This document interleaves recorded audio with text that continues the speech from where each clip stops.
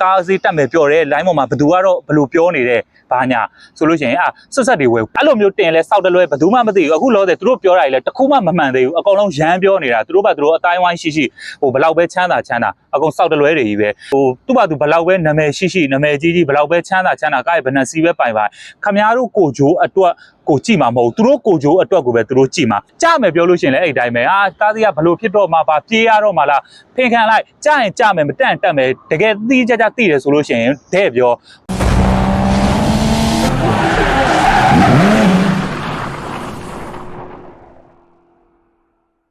โอเคကျွန်တော် TZ Car Vlog ကတာဆိုပြန်လဲကြိုဆိုလိုက်ပါတယ်ခင်ဗျာဒီဘက်ကျွန်တော်ဘာအကြောင်းလေးကိုပြောချင်တာလဲဆိုတော့ကားလောကမှာဈေးတက်မယ်တို့ကြမယ်တို့ကြိုတင်ခံမှန်းနေတဲ့ line ပေါ်ကစောက်ဘောဆရာကြီးတွေအကြောင်းကျွန်တော်ပြပေးမှာဖြစ်ပါတယ်ဘာလို့ကျွန်တော်ဒီ vlog လေးဒီ content လေးကိုပြောတာလဲဆိုတော့အဲ့ဒီကောင်တွေကိုစောက်ဖက်လုပ်ပြီးတိုက်ခိုက်ချင်လို့ပြောတာမဟုတ်ဘူးအဲ့ဒီကောင်တွေအဲ့လိုမျိုးဟိုစောက်တလွဲတွေရှောက်ပြောတိုင်းအပြင်လူတွေနားမလဲတဲ့လူတွေကခံရတယ်အဲ့လိုနားမလဲတဲ့လူတွေခံရတဲ့အပြင်ကိုနားလဲတဲ့လူတွေကလည်းတိတိရဲနဲ့လက်ထဲမှာကားရှိလို့ရှိရင်ဈေးတွေကိုဆွဲတင်သွားတယ်ထားပါတော့အဲ့ဒီအကြောင်းလေးတွေကိုကျွန်တော်အသေးစိတ်ပြောပြပေးမှာဖြစ်ပါတယ်အဲ့တော့ကျွန်တော်ရဲ့ vlog ထုံးစံအတိုင်းပဲကျွန်တော်ပြောပြပေးတယ်ဆိုတာကျွန်တော်တကယ်နားမလဲတဲ့လူတွေနောက်ဆုံးစီးမဲ့သူတွေတကယ်လုံးဝမသိတဲ့သူတွေဘက်ကပဲရက်တီပြီးတော့ကျွန်တော်ပြောပြပေးမှာဖြစ်တဲ့အတွက်ကြောင့်ထုံးစံအတိုင်းပဲမကြည့်ချင်အခုကလေးကမကြည့်နဲ့ထွက်သွားလိုက်ရတယ်ကျွန်တော်ကတော့အမှန်တွေကိုပဲပြောမှာဖြစ်ပါတယ်ဆက်ပြီးတော့ကြည့်ပေးပါโอเคအဲ့တော့ကျွန်တော်ကဘာကိုအဓိကပြောချင်လဲဆိုတော့ပွင့်လင်းပြောလို့ရှိရင်တော့ကျွန်တော်ကဒီ comment လေးကိုကလူမုန်းခံပြီးတော့ကိုတမင်သက်လှုပ်တာအစောကြီးကလည်းကျွန်တော်ကို showroom ပိုင်ရှင်တို့ကားရောင်းဝယ်လုပ်တဲ့လူတချို့တို့ပေါ့နော်စောက်ကျစ်မကောင်းတဲ့ကောင်ဂျင်းထဲတဲ့ကောင်တွေကကျွန်တော်ကမုန်းပြီးသားအဲ့တော့ဒီ content လေးနဲ့ပတ်သက်ပြီးလဲကျွန်တော်ပုံမုန်းသွားမယ်လို့ထင်တယ်ဒါပေမဲ့အဲ့ဒါတွေကိုကျွန်တော်စောက်ပြီးမဆိုင်ဘူးကျွန်တော်အဓိကဟိုမနစ်နာစေချင်တာဘာမှမသိတဲ့သူတွေကိုမနစ်နာစေချင်တာဘာမှမသိတဲ့သူတွေဆိုတာတောင်မှအပြင်လူတွေထဲမှာတချို့အပြင်လူတွေမှာလည်းပွင့်လင်းပြောစောက်ချင်မကောင်းတဲ့ကောင်တွေရှိတယ်ကိုဘက်ကိုပဲအရန်ကြည့်ပြီးတော့ပေါ့နော်အရန်အသာစီးရောက်ချင်တဲ့သူတွေလည်းရှိတယ်အဲ့ဒီကောင်တွေအတွက်လည်းမဟုတ်ဘူးကျွန်တော်တကယ်ရိုးသားပြီးတော့တကယ်လုံးဝမသိတဲ့အပြင်လူတွေအတွက်ကိုပြောပြပေးတာဖြစ်ပါတယ်โอเคကျွန်တော်ဘာအဓိကပြောချင်လဲဆိုတော့ line ပေါ်မှာဗျာဒီအခုဒီကြားထဲမှာလည်းခဏတွေ့နေရတယ်ဥပမာကိစ္စတစ်ခုဖြစ်တယ်ကားနဲ့ပတ်သက်ပြီးပဲပြောတာเนาะကိစ္စတစ်ခုဂရက်လေးတစ်ခုထားတယ်အဲ့လိုမျိုးတည်င်းအစအနလေးတချို့ထွက်တယ်ဆိုလို့ရှိရင်အဲ့မှာဟိုတကယ်အတိုင်းဝိုင်းလည်းရှိတယ်ဗျာဥပမာ showroom တွေလည်းပိုင်တယ်ပတ်စံလည်းရှိတယ်ကားဝယ်ရောင်းတွေလည်းအများကြီးလုပ်တယ်ဆိုတော့တချို့ကောင်တွေကပေါ့နော်ဟို line ပေါ်မှာကားတွေကကြတော့မှာဘလို့ဆိုကြတော့မှာဆိုဟိုဗီဒီယိုရိုက်ပြီးတော့၎င်းစာနဲ့ post တော့၎င်းပေါ့နော်ဒါအဲ့ဒီလူတွေကိုမှပြောမှာမဟုတ်ဘူးဗျာတော်တော်များများတချို့ဆိုဘာကောင်းမှလည်းမဟုတ်ဘဲနဲ့တက်ပြောတဲ့သူတွေလည်းရှိတယ်အဲ့ကောင်တွေအကုန်လုံးဖင်ခံလိုက်ကြမယ်တက်မယ်ဘယ်သူမှဟိုမဖြစ်နိုင်ဘူးဟိုကွက်တီမပြောနိုင်ဘူးဟိုဖင်ရပြီးတော့ရှောက်ပြီးတော့ကိုယ့်ကိုနာမည်ကြီးကျင်လို့ရှောက်ပြောတယ်အဲ့သူတို့ရှောက်ပြောတဲ့အထဲမှာသူတို့ကတော့လူကြည့်များပြီးတော့နာမည်ကြီးသွားတယ်တကယ်ခံလိုက်ရတဲ့သူတွေကဘယ်သူတွေလဲဆိုတော့လုံးဝနားမလဲတဲ့သူတွေဥပမာဆိုကြပါစို့ဒီကောင်တွေကကားစီးတက်မယ်လို့ပြောလိုက်လို့ရှင်ရင်ဟိုလုံးဝနားမလဲတဲ့သူတွေကဗျာဥပမာဘယ်လိုပြောမလဲဆွတ်ဆက်ကားဝယ်တော့မယ်ဆိုဆွတ်ဆက်တွေလိုက်ဝယ်ကြတယ်။ပေါက်ဈေးတွေပါမသိတော့ဘူးမကြည့်တော့ဘူးသိရမလားကားဈေးတက်မယ်ပြောတယ် line ပေါ်မှာဘသူကတော့ဘယ်လိုပြောနေတယ်ဘာညာဆိုလို့ရှိရင်ဆွတ်ဆက်တွေဝယ်ပြင်ဒီကောင်တွေကားတွေပဲစောက်ချင်းထည့်ပြီးတော့ဆွတ်ဆက်တွေချောင်းနားမလဲလူတွေကဟိုဈေးအများကြီးနေပေးပြီးဝယ်ရအဲ့လိုပဲဒါတက်မယ်ပြောရင်ကြမယ်ပြောလို့ရှိရင်လည်းအဲ့တိုင်းပဲကားဈေးကဘယ်လိုဖြစ်တော့မှပါပြေးရတော့မှလားဖင်ခံလိုက်ကြရင်ကြမယ်မတန့်တက်မယ်တကယ်သိကြသိတယ်ဆိုလို့ရှိရင်တဲ့ပြောဟိုသိရမလားမနေ့ပြန်ဘယ်နေ့ဘယ်ချိန်တော့ကားစီးတက်မယ်ဘယ်နေ့ဘယ်ချိန်တော့ကားစီးကြမယ်ဘိုင်နေနဲ့တင်အဲ့လိုမျိုးတင်လဲစောက်တလွဲဘယ်သူမှမသိဘူးအခုလောဆယ်သူတို့ပြောတာကြီးလဲတခုမှမမှန်သေးဘူးအကောင်လုံးရမ်းပြောနေတာသူတို့ဘာသူတို့အတိုင်းဝိုင်းရှိဟိုဘလောက်ပဲချမ်းသာအကောင်စောက်တလွဲတွေကြီးပဲဟိုသူတို့လုံးကွက်မပြောက်အောင်သူတို့ဟိုဂျင်းထဲလို့ရအောင်သာရှောက်ပြီးတော့ fall နေတာဘယ်သူမှတီးကြမသိဘူးကျွန်တော်လည်းမသိဘူးတကယ်ဆရာကြီးတွေလည်းမသိဘူးဟိုဘယ်လိုပြောမလဲအမှဆိုကြဆိုသူတို့ကားစီးကြမယ်လို့ပြောလို့ရှိရင်လည်းအဲ့ဒီအတိုင်းပဲကြမယ်ဘာဖြစ်တယ်ညာဖြစ်တယ်ပြောလိုက်တယ်အပြင်လူတွေဘာမသိတဲ့လူတွေကဟာသူတို့ကားတွေကဈေးကြတော့မှလားမသိဘူးဆိုစွတ်ထိုးရအောင်ပြီးရင်သွားကြည့်လိုက်အဲ့လိုကောင်တွေပဲသွားဝယ်တယ်သွားဝယ်ပြီးတော့မတန်မရဈေးတွေစစ်ပြီးတော့ဟိုနင်းပြီးတော့ဝယ်လာပြီးပြီးရင်ပုံမှန်အတိုင်းပဲရောင်းတာပဲအဲ့တော့ကျွန်တော်အဓိကပြောချင်တာကအခုဒီကြည့်နေတဲ့အထဲမှာတကယ်အပြင်လူတွေကားရောက်မဲ့လူတွေပါတယ်ဆိုလို့ရှိရင် line ပေါ်ကအဲ့စောက်ပေါ်တွေပြောတဲ့စကားတွေကိုတိတ်မယုံနဲ့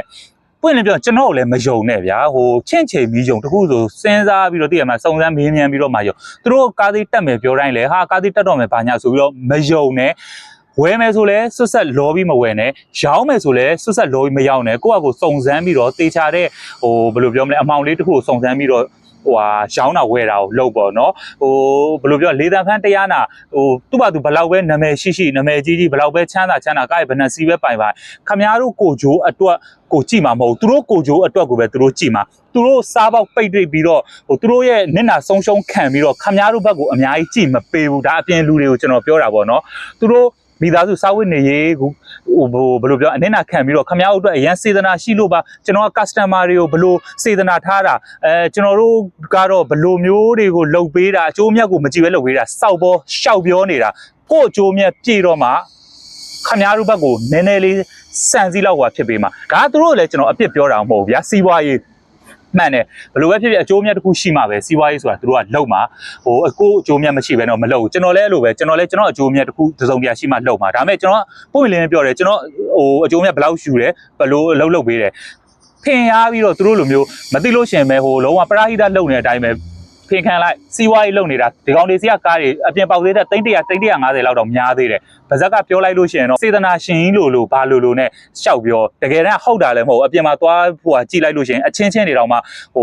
ယ်လိုပြောမလဲသူတို့အချင်းချင်းတွေပဲတွေးလို့ရှိရင်စောက်ရမ်းထဲ့တယ်ခင်တယ်ကွယ်ရကြလို့ရှိရင်စောက်တင်းပြောတယ်အဲ့လိုကောင်တွေဆိုတော့သူတို့အချင်းချင်းတောင်စမှန်ခုတ်ပြီးတော့မတဲ့တာခင်ဗျားတို့အပြင်လူတွေတကယ်ဘာမှမသိကြိုးသားတဲ့လူတွေကိုစေတနာအပြည့်ထားတယ်ဆိုတာဘလို့မှမဖြစ်နိုင်အောင်အဲ့ဒါကိုချင့်ချိန်ပြီးတော့ယုံ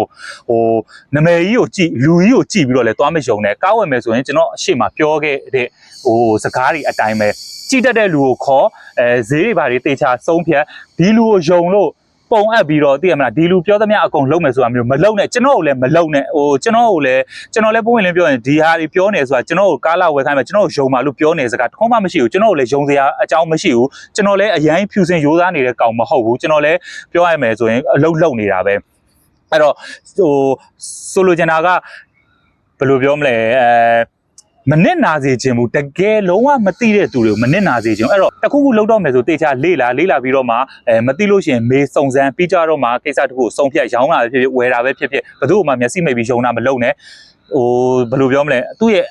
့အရှိန်အဝါတွေဘာတွေကိုမကြည့်နဲ့သူ့ရဲ့တကယ်အတွင်းစိတ်ကိုပဲကြည့်အတွင်းစိတ်ကိုကလည်းကြည့်လို့လည်းမရပါဘူးအကုန်လုံးကပြောလိုက်လို့ရှိရင်စောက်ရန်သဘောကောင်းတဲ့လူကြီးပဲ line ပေါ်မှာငါစောက်ချင်းရုပ်ပါဆိုတဲ့ကောင်တစ်ကောင်မှမရှိဘူးဒါပေမဲ့ကြည်လိုက်အကုန်လုံးကစောက်ချင်းရုပ်တဲ့ကောင်တွေကြီးပဲစိတ်ထားဖြူစင်တဲ့ကောင်ဆိုတာလက်ချိုးရည်လို့ရတယ်အဲ့လိုလူတွေကလည်းပွင့်လင်းပြောလို့ရှိရင်စောက်ဖို့တွေပြောမနေဘူးသိရမလားစောက်ရန်ချိုမြပြီးတော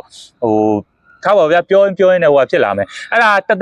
ကဏ္ဍပေါ့နော်ကျွန်တော်ဒီနေ့ပြောချင်တဲ့ဟာလေးကတခုဆိုလို့ရှိရင်အဲ့လိုမျိုးကားစိတ်တက်မယ်တို့ကြမယ်တို့ line ပေါ်မှာရှောက်ပြောနေတဲ့လူတွေရှိတိုင်းအဲ့ဒါတွေကိုကြည့်ပြီးတော့ line မယုံပါနဲ့လို့အဲ့ကောင်တွေအကုန်လုံးကလည်းစောက်ပေါ်တွေကြီးပဲသူတို့ကိုယ်တိုင်လည်းဘာမှမသိဘူးသူတို့ကိုယ်တိုင်တကယ်သိတယ်ဆိုလို့ရှိရင်လည်းခမည်းတော်အရင်ဘယ်တော့မှကြိုပြီးပေးမသိဘူးသူတို့ကိစ္စသူတို့အကုန်ဖြည့်ရှင်းသူတို့ရဲ့ဘက်ကိုကာဗာတွေလုပ်ပြီးတော့မ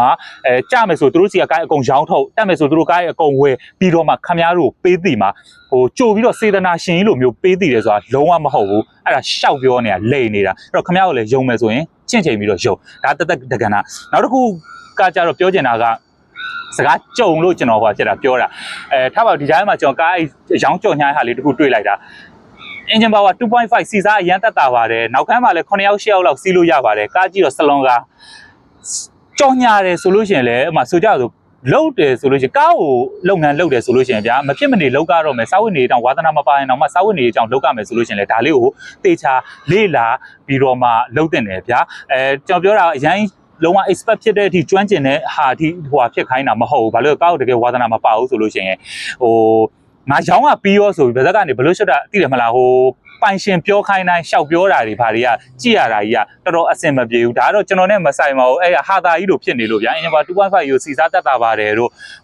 ့မဟုတ်တဲ့ဟာကြီးတွေရှောက်ပြောနေရတယ်ဘာတွေကမျိုးလုံးထဲမှာကြည့်ရတိတ်အဆင်ပြေဒါမဲ့အဲ့ဒါကျွန်တော်နဲ့မဆိုင်ဘူးသူကသူဆက်ပြောတာလဲပြောရတယ်ဘာမှမဖြစ်ဘူးဒါတကယ်ပြောတဲ့သူကလည်းတေချာမလေးလာလို့မသိလို့ဖြစ်မှာပေါ့ဒါမဲ့တကယ်သိတဲ့လူသူ့ကိုကားရောင်းခိုင်းတဲ့လူတွေဘာတွေကတော့အဲ့ဒါလေးနောက်ပိုင်းနည်းနည်းဆင်ခြင်ပြီးပြောလို့ရှိရင်တော့ပို့ပြီးတော့အဆင်ပြေဒါကျွန်တော်ကအဓိကပြောချင်တာဘာလဲဆိုတော့တခြားနားမလဲတဲ့လူမသိတဲ့လူတွေကကြည့်လို့ရှိရင်သိရမလား information အမှားကြီးခေါင်းထဲကိုရောက်သွားမှာစိုးလို့ဗျာကျွန်တော်နဲ့တော့ဘာမှမဆိုင်ပါဘူးအရင်ဒီတိုင်းလေးပဲဖြစ်တာပြောပြတာပါထောက်ပြရလည်းမဟုတ်ဘူးเนาะကျွန်တော်ကိုဂယူး site စရာလည်းမလိုဘူး အမြင်ကျွန်တော်စိတ်ထဲမှာနည်းနည်းအဲ့တော့ကြည့်ပြီးတော့နည်းနည်းဟိုဟာလေးတစ်မျိုးလေးဟိုဟာဖြစ်သွားလို့ကြော်ညာကြီးကစောင်းဝမ်းကြမ်းတယ်လို့အဲ့ဒါလေးကလမ်းကြုံလို့ပြောပြပေးတာပါဘာမှတော့မဆိုင်ပါโอเคအဲ့တော့ကျွန်တော်ဒီနေ့ပြောချင်တဲ့ဟာအကြောင်းအရာဒါလေးပါဘာမှထွေထွေထူးထူးတော့မပါဘူးဒီကြားထဲမှာအဲ့လိုမျိုးဖြစ်နေတဲ့ဟာလေးအများကြီးရှိတယ်ပွင့်လင်းပြောကျွန်တော်ကိစ္စတွေတစ်ခုတည်းကိုပဲကျွန်တော်ဆွဲထုတ်ပြီးတော့ပြောရတာမဟုတ်လို့ဟိုပြောချင်တဲ့ကိစ္စတွေကတော့အများကြီးရှိတယ်ဒါပေမဲ့တချို့ကိစ္စတွေကတော့ကျွန်တော်မပြောတော့ဘူးဘာလို့လဲဆိုတော့အစောကြီးကတည်းကကျွန်တော်အဲ့လိုမျိုးတွေပြောလို့ဆိုပြီးတော့စောင့်မင်းတွေကကန့်နေတဲ့လူတွေကအများကြီးအဲ့စောက်ဘောတွေဂျင်းထဲတဲ့ကောင်တွေပေါ့နော်တကယ်မှန်ကန်လုပ်တဲ့လူတွေကတော့ဘာမှမဖြစ်ပါဘူးအေးဆေးပါဆိုတော့တခြားကိစ္စရက်တွေကလည်းကျွန်တော်ပြောလို့ရှိရင်ပို့ပြီးတော့စောင့်မင်းကောက်သွားမှာဆိုလို့မပြောတော့ဘူးပြောဖို့လည်းမလိုအပ်သေးဘူးထင်လို့မပြောတာတကယ်လိုအပ်လာရင်တော့ပြောမှာပါဆိုတော့ဒီနေ့ vlog လေးကိုတော့ကျွန်တော်ဒီနားမှာပဲရက်လိုက်ပါမယ်ခင်ဗျာအဲ့တော့နောက်ဘက်ဒီမှာလည်းကျွန်တော်ဘာအကြောင်းအရာလေးတွေကလောကနဲ့ပတ်သက်ပြီးတော့ဘယ်လိုပြောမလဲ knowledge လေးတွေကို share လုပ်မလဲဆိုတာသိချင်တော့ကျွန်တော်ရဲ့ DZ Car Vlog channel လေးကိုစနေနေ့ညနေ6နာရီတိုင်းမှာစောင့်ပြီးတော့ကြည့်ရှုပေးပါကျွန်တော် YouTube မှာတင်ပါတယ် Facebook မှာတင်ပါတယ် TikTok ကတော့2ရက်နောက်ကျပြီးမှတင်ပါတယ် YouTube နဲ့ Facebook ကတော့ကျွန်တော်စနေနေ့ညနေ6နာရီဆိုတာနဲ့တက်ပါတယ်ခင်ဗျာโอเคအားလုံးကိုကျေးဇူးတင်ပါတယ်နောက်ဘက်ဒီမှာကျွန်တော်ပြန်ဆုံတွေ့ပါမယ်ခင်ဗျာကျွန်တော် TZ Car Vlog ကတာဆိုပါအားလုံး peace